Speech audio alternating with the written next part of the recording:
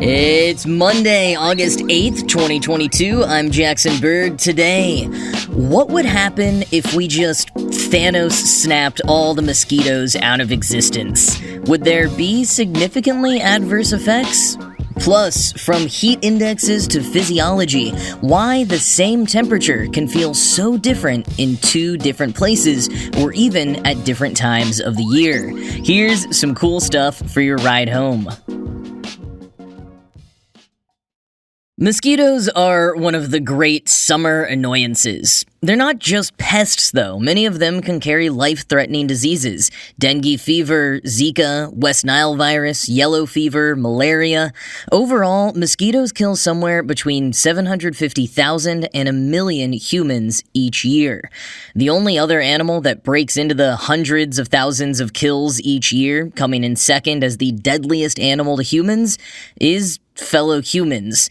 We're already doing a pretty good job at ensuring our own species isn't around for much longer, and considering we like winning at all costs, what if we were to take out the only other animal above us on that list a bit more proactively?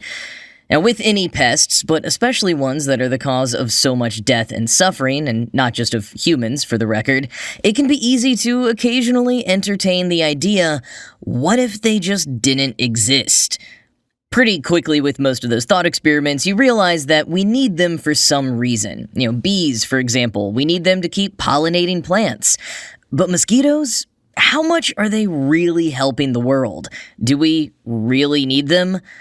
Well, at least according to many scientists, no, not really. But eradicating all of them could pose some small risks, and eradication of all mosquitoes isn't really necessary anyways. Quoting a 2010 article in Nature, there are 3,500 named species of mosquito, of which only a couple hundred bite or bother humans. They live on almost every continent and habitat and serve important functions in numerous ecosystems. Mosquitoes have been on Earth for more than 100 million years, says entomologist Jitawadi Murphy, and they have co-evolved with so many species along the way. And continuing from Nature, wiping out a species of mosquito could leave a predator without prey, or a plant without a pollinator. And exploring a world without mosquitoes is more than an exercise in imagination. Intense efforts are underway to develop methods that might rid the world of the most pernicious disease-carrying species. End quote. If we did manage to rid the world of mosquitoes, or even just some types of mosquitoes, how many animals would be out of a meal? Mosquitoes are the primary food source for a lot of other insects, as well as spiders, salamanders, lizards, frogs, some birds, and many types of fish, notably the mosquito fish. Nature notes that the mosquito fish is so talented at killing mosquitoes, it's actually stocked as pest control in some places. The mosquito fish would likely go extinct without mosquitoes, but a lot of the other species might find other sources of food, other types of insects to eat. And some animals we think of as primarily eating mosquitoes actually don't eat as many as we tend to think, especially in the wild. Bats, for example, mostly eat moths. Mosquitoes only make up 2% of their diets, according to Nature. But one exceptional case of mosquitoes' impact is that of the Arctic tundra, where at certain times there are so many mosquitoes that they form a thick, visible cloud. The caribou in that area pick migratory paths that attempt to evade the mosquitoes, who bite them enough to suck up to 300 milliliters of blood a day from each animal in the herd. If their path changed because there weren't mosquitoes to avoid, that would change the ecosystem, because the caribou would now be trampling and feeding in different places. And while there's a concern about birds in the Arctic tundra losing their main source of food, some scientists like Kathy Kirby, a wildlife biologist in Alaska, says that mosquitoes don't actually show up in bird stomach samples in high numbers. Now, there are some cases where mosquitoes' larvae play an important role as filter feeders for aquatic ecosystems, and without them, plant growth could be affected, in some places more than others, where mosquitoes presently play more of an outsized role. That's why a lot of research right now is focused on ways to prevent mosquitoes from carrying diseases, but still allow them to live and breed and contribute to ecosystems.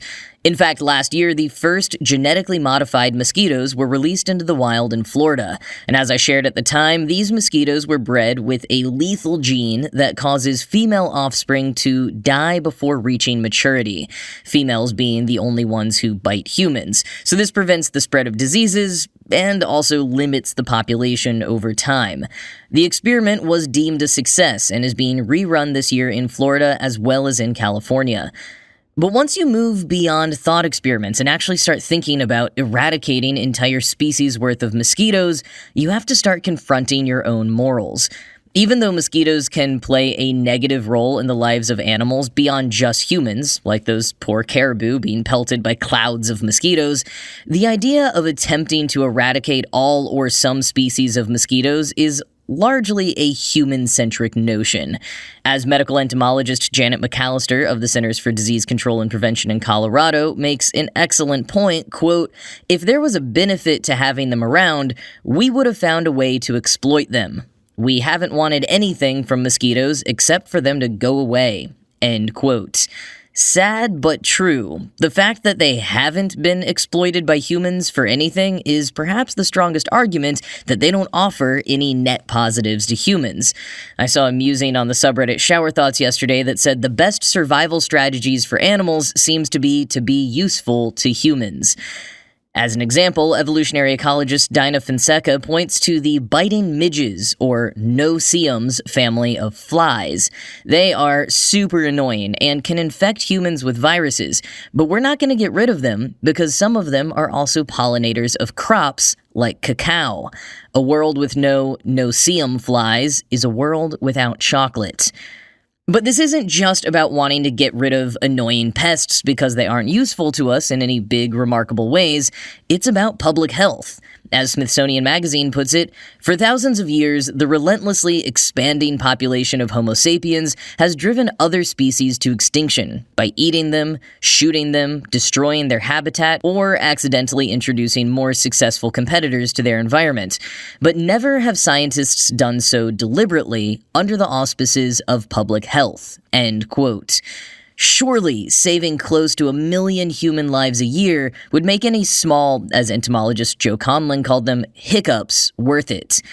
But I can't help but wonder about the butterfly effect. If certain plant species die, if another insect becomes more dominant in order to sustain the diets of certain animals, if the migratory paths of some other animals change, what ripple effects will each of those eventually have that we can't presently foresee?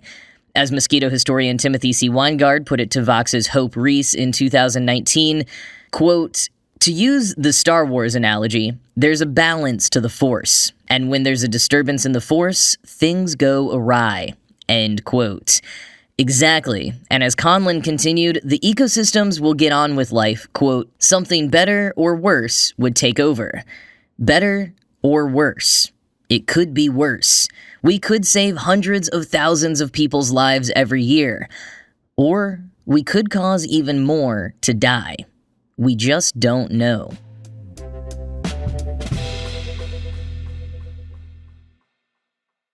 We are approaching the end of the dog days of summer, so named for Sirius the Dog Star, link in the show notes to an old episode I did on the phrase, but it doesn't quite feel like it yet. As I'm recording, there is a heat index of 101 degrees Fahrenheit outside.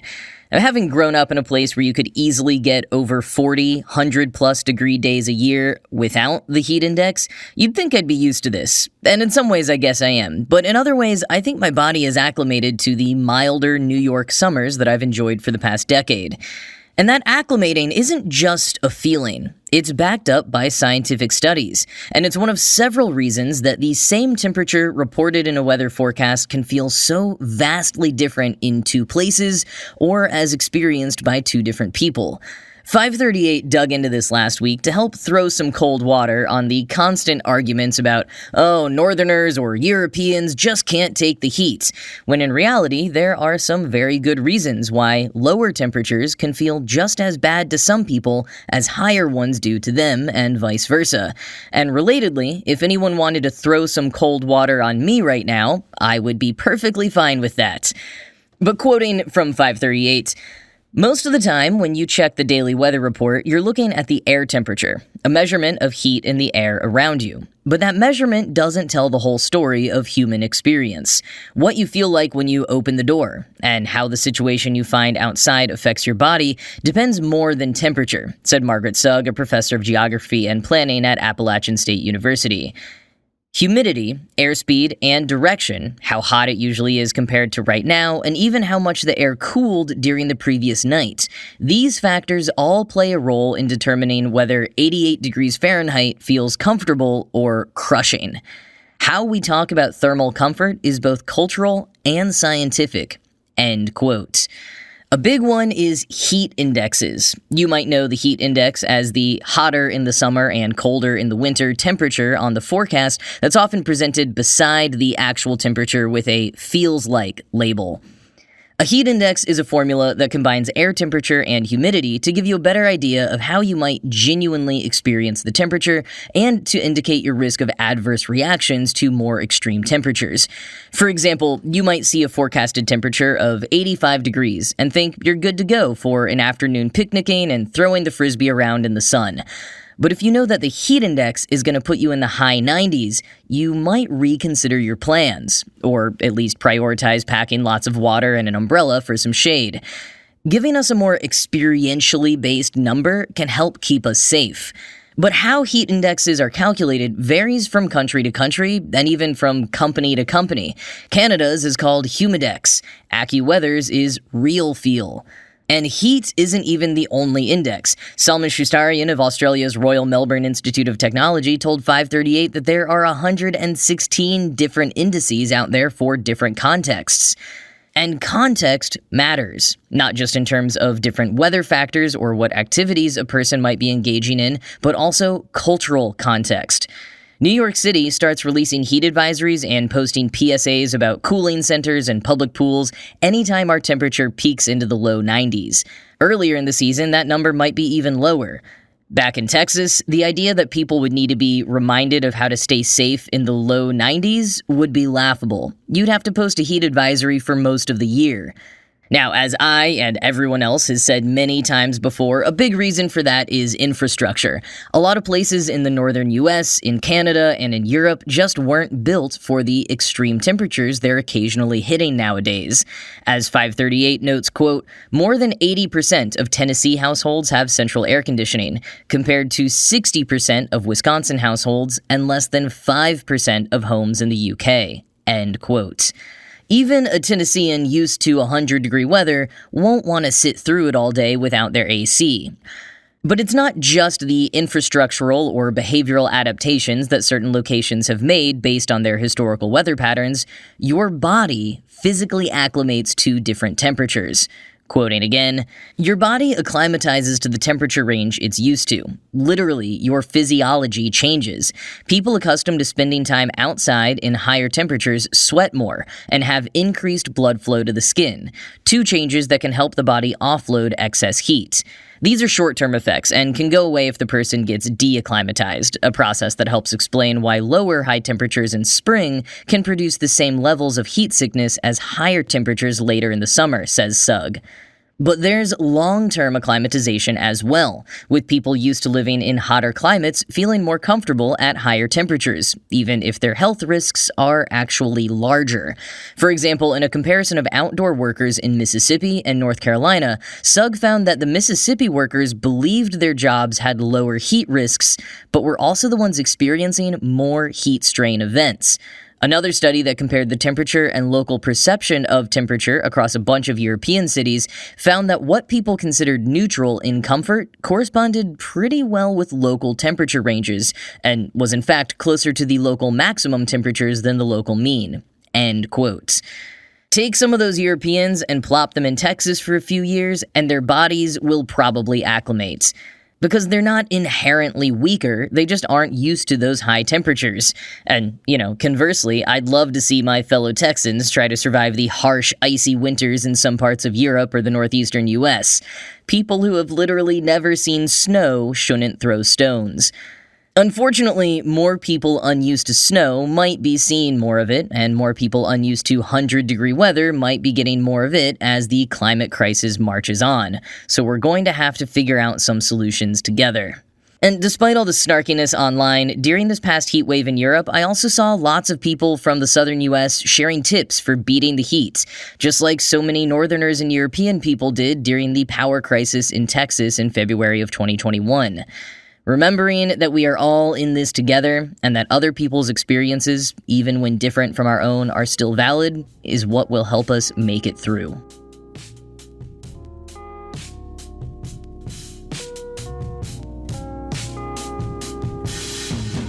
Alright, well that's going to be it from me for today, but as always, this show was produced by Ride Home Media. I'm Jackson Bird, and I will talk to you again tomorrow.